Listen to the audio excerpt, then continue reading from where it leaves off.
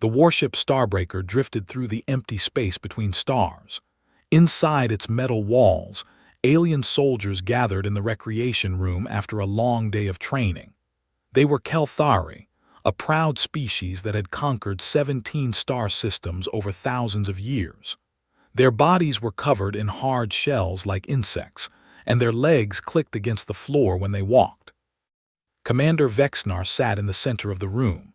He was a tall Kelthari with a dark green shell and sharp mandibles that moved when he spoke. Around him, 20 of his soldiers relaxed on the strange furniture designed for their insect-like bodies. Someone had turned on the holographic display, and it glowed blue in the dim room. "Let us see what the humans have in their cultural database," said Lieutenant Sorval, a young officer with an eager voice. He pressed some buttons, and the display changed to show images from Earth. The first image showed ancient human warriors with spears and shields. The text explained something called the Battle of Thermopylae, where 300 human soldiers had fought against a massive army. Sorval's mandibles spread wide in a grin. They actually believed this happened. 300 soldiers against hundreds of thousands. What foolish creatures.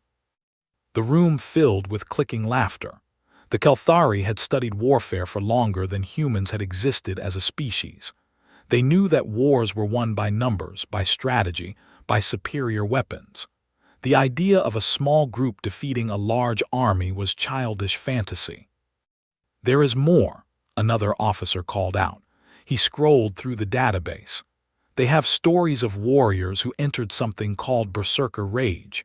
Supposedly, these warriors felt no pain and had the strength of 10 normal men." More laughter echoed through the room. Commander Vexnar allowed himself to join in. Humans had only recently joined the Galactic Confederacy. They were the youngest species among the allied worlds, and many considered them the weakest. Their bodies were soft. They lived short lives. They needed to breathe a very specific mixture of gases to survive. "Look at this one," Sorval continued, clearly enjoying himself. A human mother supposedly lifted a ground vehicle to save her child trapped beneath it. The vehicle weighed over 2,000 of their measurement units, physically impossible for their species. "They are dreamers," Vexnar said, his voice carrying the weight of authority. "They make up stories to feel better about their weakness. It is common among primitive species." "Should we pity them?" someone asked. "Pity? No, they serve their purpose in the Confederacy. They breed quickly and they follow orders. That is enough." Vexnar waved one of his clawed hands dismissively. "But we should never mistake them for real warriors." The database continued scrolling through human myths. There were stories of a human who held up the sky on his shoulders. Stories of warriors who could not be killed except in one small spot on their body. Stories of soldiers who fought for days without sleep or food. Each story brought new laughter from the Kelthari soldiers. They found it all very amusing. The humans were like children, making up tales of impossible heroes because they could not face the reality of their own limitations. "My favorite," said an older soldier near the back of the room, "is how they worship their dead warriors. They build statues to them, write songs about them, as if dying in battle makes someone special instead of simply dead." "The Kelthari way is better," Vexnar agreed. "We honor the victory, not the individual. Any soldier can be replaced. The mission cannot." This was fundamental Kelthari military doctrine. Individual soldiers were resources to be spent in pursuit of victory. Heroism was inefficient. Sacrifice was acceptable only when the mathematics favored it. A good commander knew exactly how many soldiers he could lose and still achieve his objective. Humans seemed to have no understanding of this. Their history was full of commanders who threw away tactical advantages to save small groups of trapped soldiers. They mounted rescue missions that cost more lives than they saved. They treated every individual death as a tragedy instead of a statistic. "Perhaps that is why they need their myths," Lieutenant Sorval observed. "They cannot accept that some soldiers will die, so they pretend those deaths have meaning." Well spoken, Vexnar said. You understand the truth of war. The laughter continued. Someone pulled up more human stories. A warrior who killed a giant with a stone. Soldiers who survived impossible wounds through pure willpower. A man who escaped from captivity by building a weapon from scraps of metal. Each story was more ridiculous than the last. The Kelthari soldiers made jokes and compared the humans to the primitive creatures on their own homeworld. Animals that puffed themselves up to appear larger than they were. Insects that made loud noises to frighten predators. All show and no substance, Vexnar declared. That is what humans are. Commander, said a soldier by the door, should we not give them some credit? They did fight well in the border skirmishes against the Vreth. Vexnar considered this. They fought adequately. They followed orders and died when expected, but any species can do that much. You throw enough bodies at a problem, eventually the problem goes away. It does not require myths or legends. The room hummed with agreement. The Kelthari were masters of the galaxy not because of stories about ancient heroes, but because of superior technology, training, and numbers. They did not need to believe in miracles. They manufactured victory through cold calculation.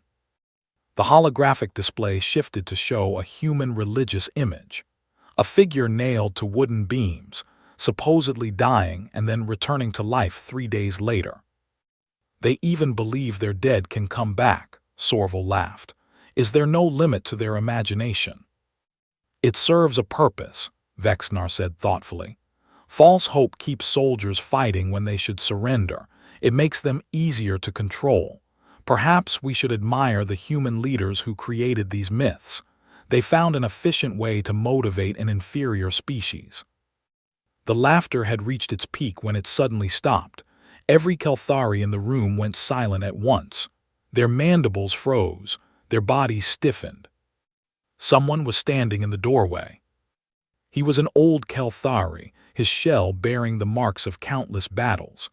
Scars crisscrossed his body like a map of violence. One of his arms ended in a mechanical replacement. His eyes held the weight of years that most soldiers never survived to see. Field Marshal Threxel had entered the room. He was the most decorated officer in all of Kelthari military history. He was the hero of Norvax Prime, the battle that saved the entire Confederacy from destruction. He was a living legend. And he was not laughing at all. Field Marshal Threxel moved into the room slowly. His mechanical leg made a soft whirring sound with each step. The younger soldiers pressed themselves against the walls to make room for him. Nobody spoke. Nobody dared to even click their mandibles. The old warrior stopped in front of the holographic display. The images of human mythology still floated there, glowing softly in the dim light. He studied them for a long moment, his scarred face showing no expression. Commander Vexnar recovered his voice first. Field Marshal, we were not expecting you. We were simply reviewing the human cultural archives. Their mythology is quite creative. Creative, Threxel repeated the word slowly. His voice was like stones grinding together, deep and rough and heavy with years of command. That is one word for it. They have interesting stories, Lieutenant Sorval added nervously. Stories of impossible warriors and miraculous victories, clearly fantasies but entertaining nonetheless. Threxel turned to look at the young lieutenant. His eyes were dark and cold like the space between stars. You find them entertaining. I meant no disrespect to our human allies, Field Marshal. I only meant. Tell me, Lieutenant, Threxel cut him off. Have you ever fought beside humans, in real combat, where you can smell the blood and hear the screaming? Sorval's mandibles clicked nervously. I have participated in joint training exercises. Training exercises. The old warrior made a sound that might have been a laugh but was not. Simulations and practice. Weapons set to stun. Everyone goes home at the end of the day. Field Marshal, Commander Vexnar interrupted, trying to regain control of the situation. I have commanded several joint operations with human forces. They performed adequately. From a command ship, Threxel turned those cold eyes on the commander. You watched them through screens, moved them like pieces on a game board, counted their losses as numbers on a report. Vexnar fell silent. There was nothing he could say. The field marshal was right. I asked a simple question, Threxel continued.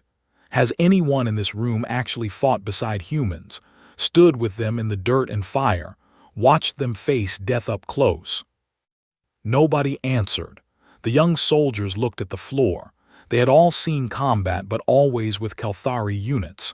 The few joint operations they had participated in had kept the species separated.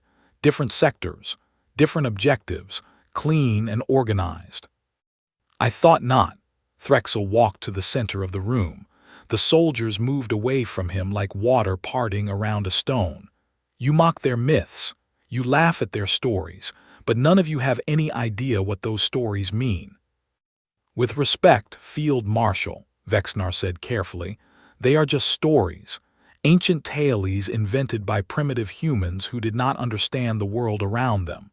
We have evolved beyond such things. Have we? Threxel asked. Tell me, Commander, what do you know about the Battle of Norvax Prime? The room went even quieter. Every soldier knew of Norvax Prime. It was the most famous battle in Confederacy history, the turning point of the war against the Vreth Collective, the victory that had seemed impossible until it happened. I know what everyone knows, Vexnar said. You led a small force against the Vreth army and held them long enough for reinforcements to arrive. You saved the planetary shield generator. You saved the entire sector. That is what the official reports say, Threxel agreed. Clean words on clean paper, numbers and statistics and tactical analysis. He paused. But the reports do not tell the truth, not the whole truth. The battle records are classified at the highest level, Sorval said quietly. No one knows the details. I know them. Threxel's mechanical arm twitched. I was there. I remember everything, every hour, every minute, every second. He closed his eyes briefly. And I have carried those memories for 15 years without speaking of them. Why? Someone asked from the back of the room. Because no one would believe me. The old warrior opened his eyes. Because what happened at Norvax Prime goes against everything we think we know about warfare, about species, about what is possible. He walked to the holographic display and touched the controls. The human myths disappeared, replaced by a tactical map of a barren world.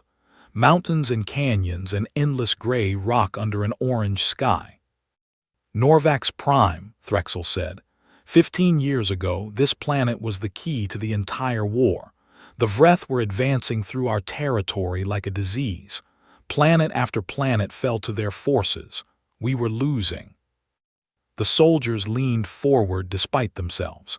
This was history coming alive before them. The legendary field marshal was actually going to tell them what happened. There was a shield generator on Norvax Prime, the only thing stopping the Vreth from achieving orbital superiority over the sector. If they captured it, they could bombard our remaining worlds from space. The war would be over. Threxel zoomed in on a section of the map, a narrow canyon between tall cliffs. The Vreth landed a massive army to take the generator. Our main force was destroyed in the initial assault. Only 47 soldiers survived, 12 Kelthari, 8 Morvani, and 27 humans. 47 soldiers, Vexnar breathed. Against how many Vreth? 3,000, Threxel said flatly. 3,000 Vreth shock troops, the finest warriors of their empire, and we had 19 hours until reinforcements could arrive. The mathematics were simple, 47 against 3,000, 19 hours of combat. It was not a battle, it was a death sentence. We took position in this canyon, Threxel continued, pointing at the map. It was the only ground approach to the generator. The cliffs were too steep to climb, they had to come through us. I ordered my soldiers to prepare for a fighting retreat. Standard doctrine. We would delay them as long as possible, then fall back, delay them again, and keep retreating until reinforcements arrived or we all died. It was the only logical strategy. He paused, the room held its breath. And then the human sergeant told me no. No, Sorval asked, confused. A sergeant refused a direct order from you. Her name was Chen, Threxel said. Staff Sergeant Maya Chen, 29 human years old, small even by human standards. I could have broken her in half with one arm. His voice changed, becoming softer, almost respectful. She was the bravest warrior I have ever known. She explained that retreating would get us all killed. The Vreth would catch us in the open ground between positions. We would be cut down from behind. The only way anyone survived was if we held the canyon. All 19 hours, without retreating a single step. Impossible, Vexnar said automatically. That is exactly what I told her. Threxel turned to face the commander. I told her the mathematics were against us. I told her we would run out of ammunition. I told her we would be overwhelmed. I told her it was certain death. And she smiled at me. This small, soft human smiled at me like I was a child who did not understand something simple, and she said words I will never forget. The old warrior's eyes seemed to look through the walls of the ship, back through 15 years of time to that moment in the canyon. She said, Field Marshal, humans are very bad at math. Nobody laughed, nobody even moved. I did not understand what she meant, Threxel continued. Not then, but by the time the sun rose over Norvax Prime, I understood everything, and I have never looked at humans the same way since. Field Marshal Threxel stood before the tactical display, and his voice became mechanical, flat, like he was reading from a report instead of describing memories that haunted his dreams. The first Vreth wave attacked at dawn, he said. 600 shock troops. They came through the canyon entrance in a solid mass. Their armor gleamed in the orange light. Their weapons hummed with energy. They were confident. They knew our numbers. They expected an easy victory. He manipulated the display, showing the positions of his 47 soldiers against the advancing enemy. Standard Kelthari doctrine says that a defensive position can hold against 3 times its number, perhaps 4 times, with excellent positioning and sufficient ammunition. We were facing more than 60 times our number. The mathematics said we would break within the first hour. Sergeant Chen positioned her humans at the center of our line. I thought she was sacrificing them, using their bodies to absorb the first impact while the Kelthari and Morvani prepared a retreat. I was wrong about everything. The old warrior's eyes grew distant. The Vreth reached firing range. They opened up with everything they had: plasma bolts, projectile weapons, explosives. The air itself seemed to burn. 3 of my Kelthari soldiers died in the first exchange. 2 Morvani fell beside them. And then I saw what humans become when they have nowhere to run. He fell silent for a moment. The young soldiers waited, afraid to breathe too loudly. There was a human named Morrison, a private, young even by their standards. He was the first one I noticed. A plasma bolt hit his shoulder, burned through his armor, destroyed the muscle and bone beneath. By every medical understanding, that wound should have ended his fight. The pain alone should have put him into shock. Morrison did not stop firing. He shifted his weapon to his other arm and kept shooting. His face twisted into something I had never seen on a human before. All teeth and fury, no fear, no pain, just rage. I shouted at him to fall back, to get medical attention. He ignored me. He kept fighting for another 3 hours until a medic finally dragged him from the line, and even then he tried to crawl back. Threxel moved to a different section of the display. There was another human, Corporal Okonkwo, a female from one of their African nations. During the 4th hour, her weapon ran dry, no ammunition left. A Vreth soldier charged her position. She picked up a rock and killed it, beat it to death with a stone while screaming words in a language I did not understand. Then she killed 3 more before another human threw her a fresh weapon. When the wave finally fell back, she was laughing, covered in blood that was not her own, asking if anyone had water because she was thirsty. The younger Kalthari soldiers shifted uncomfortably. This was not the clinical warfare they had been taught. This was something else, something primitive and terrible. Hour after hour the Vreth attacked, Threxel continued. Wave after wave, they would push forward, we would push them back. They would regroup and try again, and through it all the humans held the center. They did things I cannot explain. A soldier named Park ran out of energy cells for his weapon. Instead of retreating, he charged into the enemy with just his combat knife. He killed 7 Vreth before we could pull him back. When we asked why he did it, he said his great-grandfather had done the same thing in a war called Korea. Another human, Specialist Rivera, took a metal spike through her leg. She snapped off the end, used her emergency supplies to seal the wound, and kept fighting from a sitting position. She said her grandmother had walked 10 miles on a broken ankle once. A spike in the leg was nothing. They kept referencing their ancestors, their history, their stories. Every time something impossible was required, a human would mention someone from their past who had done something similar, as if those old tales gave them permission to exceed their own limitations. The field marshal pulled up a medical scan on the display. Humans have a chemical in their bodies called adrenaline. When they feel extreme stress or fear, their system floods with this substance. It dulls pain, increases strength, speeds reactions. Their bodies can temporarily function beyond normal limits. We knew about this chemical. We considered it a minor advantage at best. A few percentage points of improved performance under stress. Nothing significant in the mathematics of warfare. We were wrong. He dismissed the medical display. What we did not understand is that humans can control this response, not consciously, but through belief, through will, through those stories you were laughing at. When a human truly believes they must do something impossible, their body responds.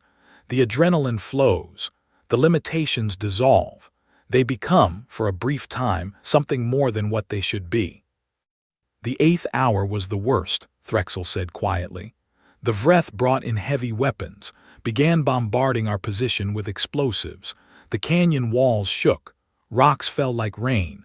We lost 4 more soldiers in minutes. Sergeant Chen took a blade through her stomach during a close-quarters assault. I saw it happen. The Vreth warrior drove its weapon into her body up to the handle. She should have died instantly.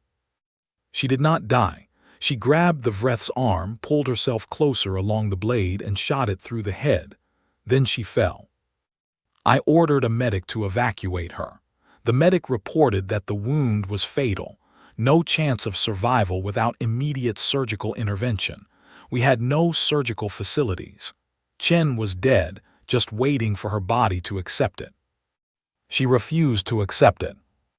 She ordered her subordinate to heat a metal tool until it glowed orange. Then she pressed it against her wound herself, burned the flesh closed. The smell was horrible. Her screams echoed off the canyon walls. And then she stood up, picked up her weapon, and returned to the line. The room was absolutely silent. The young soldiers stared at the field marshal with a mixture of horror and disbelief. She held command for another 11 hours, Threxel said, with a hole in her stomach that should have killed her, fighting and shooting and directing her soldiers like nothing had happened. When I asked her how, she laughed. She said humans had a tradition, something called spite. She said she would not give the Vreth the satisfaction of dying before reinforcements arrived. Spite, Vexnar whispered. She survived out of spite. She survived because she decided to survive, Threxel corrected. Because somewhere in her mind she believed that humans could do such things, because her stories told her it was possible, and so she made it possible. The 19th hour came. Reinforcements dropped from orbit. Fresh soldiers poured into the canyon. The Vreth finally broke and retreated. Of the 3,000 Vreth who attacked us, 2,000 were dead. The canyon floor was covered in their bodies. We had to climb over them to reach the survivors. We lost 31 soldiers. 19 of them were human, but 8 humans still stood at the center of the line when it was over. 8 humans had held against an army for 19 hours. The field marshal turned off the tactical display. The room fell into shadow. Those 8 soldiers did not have superior weapons. They did not have better training. They did not have numbers or strategy or tactical advantage. They had stories. They had myths.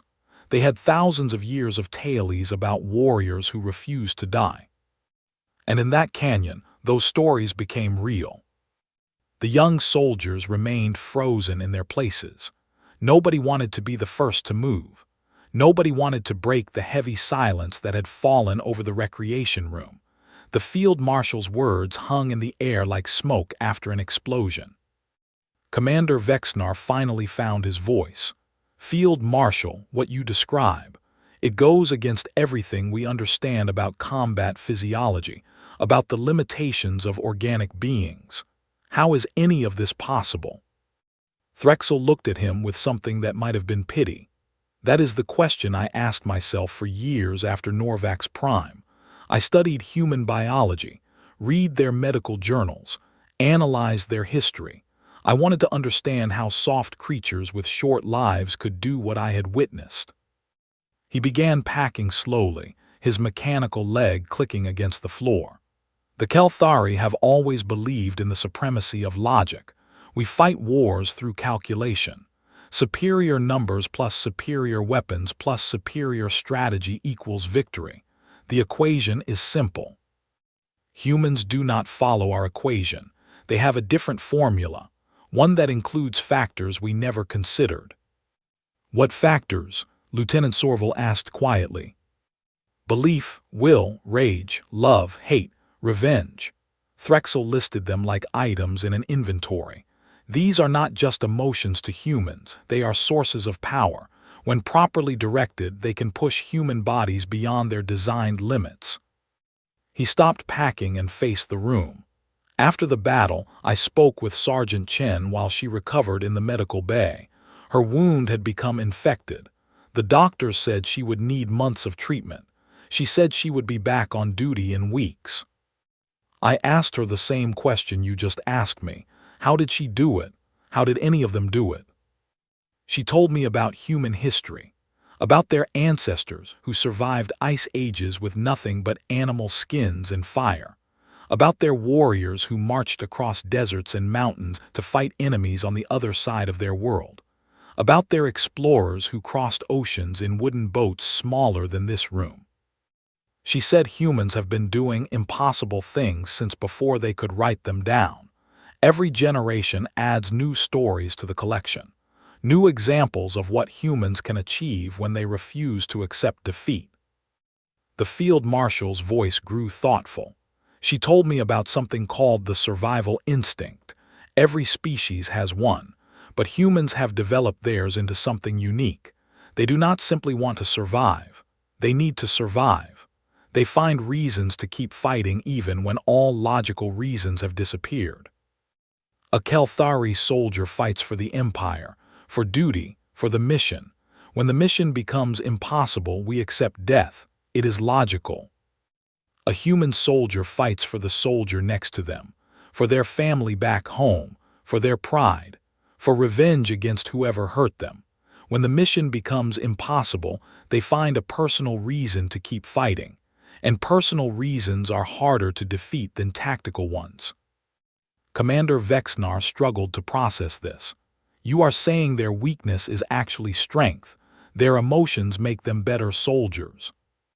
I am saying we have misunderstood them completely, Threxel replied. We looked at their soft bodies and short lives and assumed they were inferior.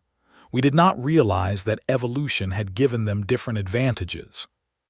He walked to the wall and pressed his hand against the cold metal. The Kelthari evolved on a stable world. Food was plentiful. Predators were few. We developed intelligence and technology at our leisure over millions of years. Humans evolved on a death world. Their planet tried to kill them constantly. Ice ages, volcanic eruptions, predators with teeth and claws, diseases that could wipe out entire populations. They survived not because they were strongest, but because they refused to stop fighting. That refusal became part of their biology, part of their culture, part of their very souls. The old warrior turned back to face the room. You laughed at their stories of warriors at Thermopylae, 300 against an army. Do you want to know the truth about that myth? Nobody answered, but everyone leaned forward. It happened, not exactly as the stories say, but it happened. 300 human warriors chose certain death to buy time for their people. They knew they would die. They fought anyway, and their sacrifice was remembered for thousands of years afterward. That is the purpose of their myths, not to lie about the past, but to inspire the future. Every human child who hears about Thermopylae learns that sacrifice can have meaning, that one person's courage can change history, that death in battle is not just an ending but a beginning. When those 8 humans held the canyon at Norvax Prime, they were not just fighting for the Confederacy. They were fighting to add their names to a story that stretches back thousands of years. They were fighting to prove that humans could still do what their ancestors had done. Sorval spoke hesitantly. But surely not all humans are like this. The ones at Norvax Prime must have been exceptional. Threxel shook his head slowly. That is what I thought at first. I assumed I had witnessed elite soldiers, the best humanity had to offer, so I studied other battles, read reports from other commanders who had fought alongside humans. The pattern was everywhere. On Tertius 7, a human medic carried wounded soldiers to safety for 3 days without sleep or food. On the Vreth border station, a human engineer sealed a breach in the hull with his own body to give his crewmates time to reach the escape pods. On dozens of worlds, in hundreds of battles, humans did things that should have been impossible. They are not all warriors. Many of them never fight at all. But when pushed, when threatened, when protecting something they love, they can all access that same well of impossible strength. The field marshal's eyes swept across the young soldiers. You mock their stories of mothers lifting vehicles to save children. That has happened. Many times, it has been documented, studied, measured. In moments of extreme stress, human mothers have performed feats of strength that laboratory tests say are impossible. And it is not just mothers, fathers, brothers, sisters, friends. When humans love something, they develop the capacity to do anything to protect it. Their love becomes a weapon more powerful than any technology. That is what you were laughing at. Not primitive superstition, not childish fantasy. The accumulated wisdom of a species that has spent its entire existence learning how to survive against impossible odds. Commander Vexnar sank back in his seat. His entire understanding of humans was shifting beneath him like unstable ground. Why have we never been taught this? Why is this not in our tactical training? Because it cannot be quantified, Threxel said simply. How do you put spite into an equation? How do you calculate the tactical value of love? Our military doctrine has no room for factors that cannot be measured. But I have seen the unmeasurable win battles. I have seen willpower defeat superior firepower. I have seen courage break armies. He paused. And I have seen what happens when you underestimate creatures who fight not to win, but to survive. The Vreth made that mistake at Norvax Prime. They expected the mathematics to work in their favor. They did not understand that humans do not fight with mathematics. They fight with fire in their blood and stories in their hearts, and that combination is more dangerous than any weapon we have ever created. Field Marshal Threxel walked toward the door of the recreation room. His mechanical leg made its soft whirring sound with each step. The young soldiers watched him in silence, their minds still processing everything they had heard. He stopped at the doorway and turned back one final time. The scars on his shell seemed to catch what little light remained in the room. Each mark told a story of battles survived, enemies defeated, friends lost. "I have served the Kelthari Empire for 60 years," he said. "I have fought alongside 17 different species. I have commanded armies and won victories that changed the course of history. I tell you this so you understand the weight of what I am about to say." The soldiers straightened in their seats, giving him their full attention. "The humans are not to be underestimated, ever, by anyone for any reason." His voice carried the authority of decades of experience. "Yes, they are physically weaker than us. A Kelthari soldier can tear a human apart with bare claws. Yes, they live shorter lives. Many of them will grow old and die before we even reach middle age. Yes, their technology was primitive when they reached the stars. They were still fighting each other with explosive projectiles while we had mastered plasma weapons. All of this is true, and none of it matters." He pointed at the holographic display, still showing images of human mythology. "These stories you were mocking are not fairy tales. They are instruction manuals. They teach human children what they are capable of when pushed to the edge. They program each new generation to believe that impossible things can be achieved through courage and will. When a human says they will die before surrendering, they mean it. When they promise to protect someone they love, they will burn worlds to keep that promise. When they decide that something must be done, they will find a way to do it even if that way should not exist." Commander Vexnar stood from his seat. "Field Marshal, you have given us much to consider. I admit that I viewed humans very differently before tonight, but surely this knowledge should be shared more widely, if our military doctrine does not account for these factors." "I have tried," Threxel interrupted. "I have written reports, made presentations, argued with generals and admirals. They smile and nod and file my warnings away, because it cannot be measured, because it does not fit our equations." Bitterness crept into his voice. "We Kelthari are prisoners of our own logic. We cannot believe in things we cannot quantify, so we dismiss human potential as superstition and primitive emotion. That dismissal will cost us dearly someday." The old warrior looked at each young soldier in turn. His eyes held something that might have been fear. Not fear of humans, but fear of what would happen if his warnings continued to be ignored. "The Vreth are massing at the border again. Our intelligence suggests they are preparing for another major offensive. When it comes, you may find yourselves fighting beside humans once more. When that day arrives, remember what I have told you. Remember Norvax Prime. Remember what 8 soft creatures with holes in their bodies did against an army of thousands. And pray to whatever gods you believe in that you never have to see what humans become when they have nothing left to lose."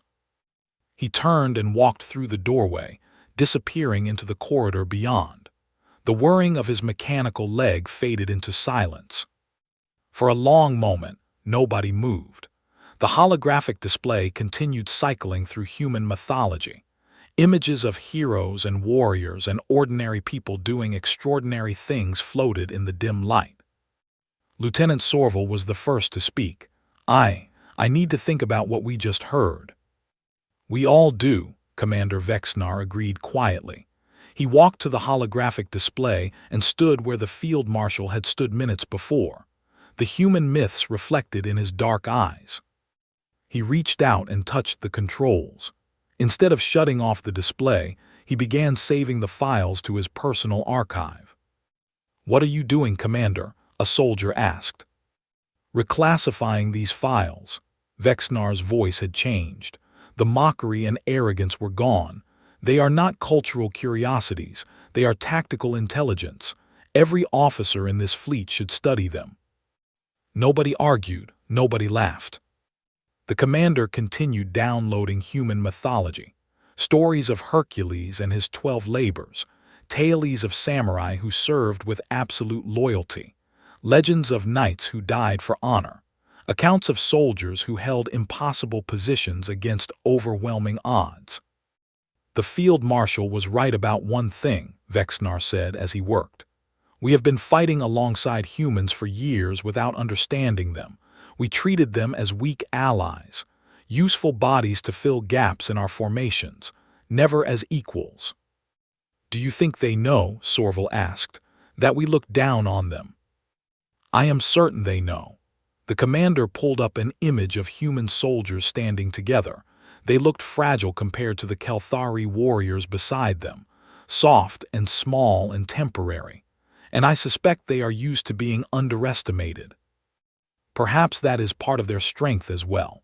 Let enemies think they are weak, then show them the truth when it matters most. He finished archiving the files and finally shut off the display. The room fell into complete darkness except for the soft glow of emergency lighting along the walls. I am going to request a transfer to a joint human Kelthari unit, Vexnar announced. I want to see them fight up close. I want to understand what the field marshal described. I will request the same, Sorval said. Other voices murmured agreement. Across the galaxy, on a small blue planet called Earth, humans continued living their lives. They told their children stories at bedtime, stories of heroes who faced monsters, warriors who defied kings, ordinary people who rose to meet extraordinary challenges.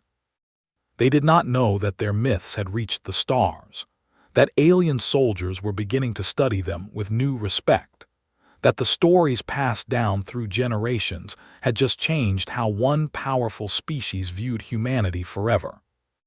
They simply did what humans had always done. They survived. They remembered. They passed the fire to the next generation. And somewhere in the back of every human mind, no matter how peaceful their lives, something ancient waited, a spark of the same force that had held a canyon against impossible odds, a connection to ancestors who had refused to accept defeat, ready to burn if the moment ever came. The Kelthari were beginning to understand.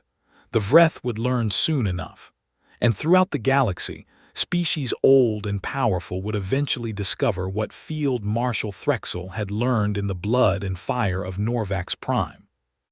Humans were very bad at math, and that made them the most dangerous species in the universe.